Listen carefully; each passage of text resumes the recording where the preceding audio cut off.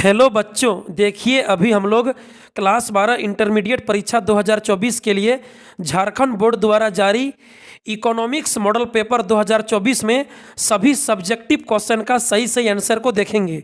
तो चलिए देर ना करते हुए वीडियो को शुरू करते हैं और इकोनॉमिक्स मॉडल पेपर में सभी सब्जेक्टिव क्वेश्चन का सही आंसर को देखते हैं और समझते हैं।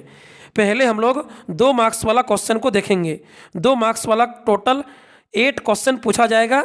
इनमें से किन्हीं 6 प्रश्नों का 6 क्वेश्चन का आपको आंसर देना है 2 मार्क्स वाला। पहला प्रश्न है 31 अवसर लागत उत्पादन संभावना वक्र को कैसे प्रभावित करती है। अवसर लागत यानी अपॉर्चुनिटी कॉस्ट उत्पादन संभावना वक्र यानी प्रोडक्शन पॉसिबिलिटी कर्व पीपीसी को कैसे प्रभावित करती है। आंसर उत्तर, यदि किसी संसाधन को एक वस्तु के उत्पादन से हटाकर किसी दूसरी वस्तु के उत्पादन में लगा दिया जाए तो लागत बढ़ने लगती है, यानी सीमांत अवसर लागत बढ़ जाती है, जिससे उत्पादन संभावना वक्र मूल बिंदु की ओर नतोदर यानी अवतल हो जाती है। क्या बोला? यदि संसाधन को एक वस्तु के उत्पादन से हटाकर किसी दूसरी वस्तु के उत्पादन में लगा दिया जाए तो सीमांत अवसर लागत बढ़ जाती है, बढ़ने लगती है, जिससे उत्पादन संभावना वक्र मूल बिंदु की ओर नतोदर अवतल हो जाती है। क्या समझें? जब सीमांत अवसर लागत बढ़ने लगेगा, बढ़ती हुई रहेगा, तो उत्पादन संभावना वक्र मूल बिंदु की ओर नतोदर अवतल रूप में होगा।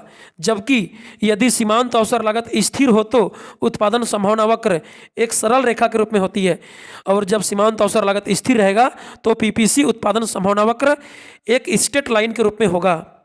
आगे देखिए सवाल नंबर 32 उपभोक्ता का अधिमान एकदिष्ट होता है, इस कथन से क्या तात्पर्य है। आंसर, एकदिष्ट अधिमान का अर्थ है कि उपभोक्ता एक वस्तु की कम मात्रा की तुलना में अधिक मात्रा को सदैव अधिक पसंद करता है, यानी उपभोक्ता एक वस्तु की उपभोग करके अधिक संतुष्टि को प्राप्त करना चाहता है।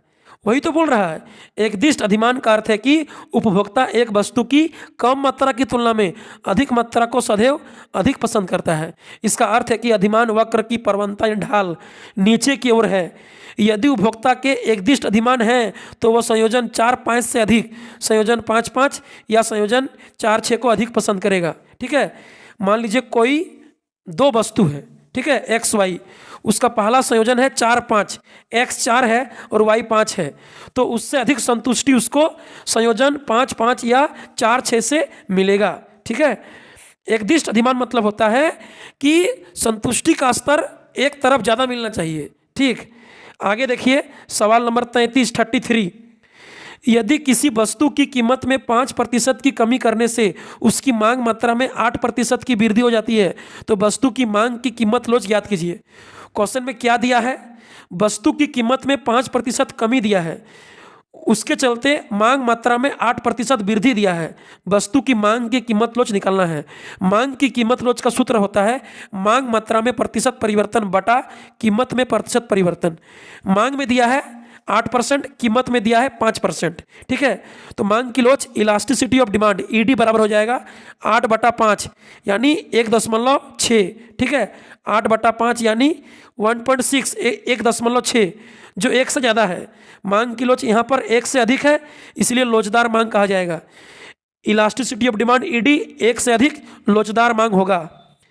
आगे देखिए 34 सीमांत लागत एवं औसत लागत की परिभाषा दीजिए।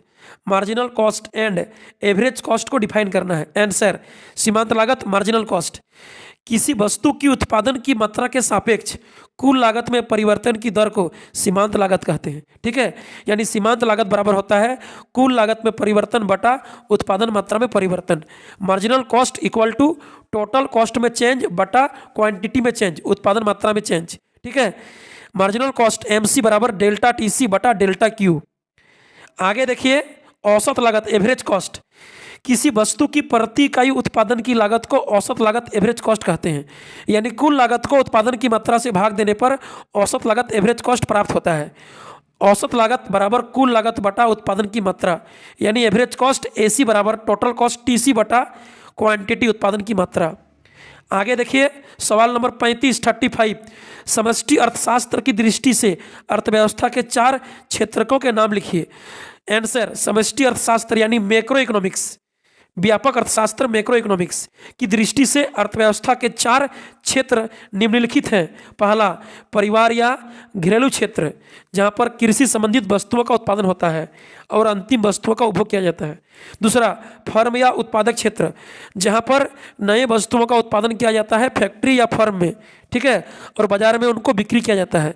तीसरा, सरकार क्षेत्र, जो देश में सभी आर्थिक क्रियाओं को आर्थिक विकास के लिए संचालित करती है, सरकार क्षेत्र, और सभी सेवाओं को प्रदान करती है लोगों को।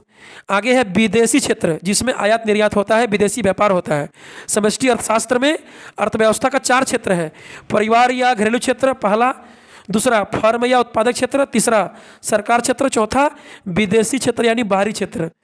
आगे देखिए 36 वर्तमान समय में डिजिटल विनिमय के किन्हीं 4 साधनों को लिखिए। प्रेजेंट टाइम में डिजिटल ट्रांजैक्शन का 4 साधन है। 4 types of digital payments transaction. पहला, बैंकिंग कार्ड यानी debit card and credit card. दूसरा, यूपीआई यानी यूनाइटेड पेमेंट इंटरफेस। तीसरा, एईपीएस आधार इनवैलिड पेमेंट सिस्टम। आगे मोबाइल बैंकिंग या तो इंटरनेट बैंकिंग, ठीक है। प्रेजेंट टाइम में 4 तरह का डिजिटल पेमेंट है। आगे देखिए 37 खुली अर्थव्यवस्था से आप क्या समझते हैं? ओपन इकोनॉमी क्या है? खुली अर्थव्यवस्था क्या है? आंसर, उत्तर, जब एक देश की अर्थव्यवस्था का संबंध विश्व के अन्य दूसरे देशों से होता है तो उसे खुली अर्थव्यवस्था कहते हैं। इसमें विदेशी निवेश होता है और वस्तुओं एवं सेवाओं का आयात निर्यात चलते रहता है, जिसको खुली अर्थव्यवस्था कहेंगे। खुली अर्थव्यवस्था मतलब एक देश का दूसरा देश के साथ व्यापार का, बिजनेस का संबंध है, विदेशी निवेश होगा, वस्तुओं एवं सेवाओं का आयात निर्यात चलेगा। आगे देखिए अंतिम क्वेश्चन 38 पढ़िए। सरकारी बजट की परिभाषा दीजिए। सरकारी बजट क्या है? गवर्नमेंट बजट क्या है? आंसर, बजट एक ऐसा दस्तावेज या आर्थिक विवरण है जिसमें सरकार की एक वित्तीय वर्ष यानी आने वाला 1 अप्रैल से 31 मार्च की अवधि में सरकार की अनुमानित आय एवं अनुमानित व्यय का लेखा जोखा ब्यौरा होता है। क्या समझे? बजट क्या है? सरकारी बजट एक ऐसा दस्तावेज है, आर्थिक विवरण पत्र है, जिसमें सरकार की एक वित्तीय वर्ष यानी आने वाला 1 साल 1 अप्रैल से 31 मार्च तक की अवधि में सरकार की अनुमानित आय, सरकार को कितना अनुमानित आय प्राप्त होगा, एवं अनुमानित व्यय, सरकार कितना खर्च करेगा, का लेखा जोखा कैलकुलेशन विवरण ब्यौरा होता है।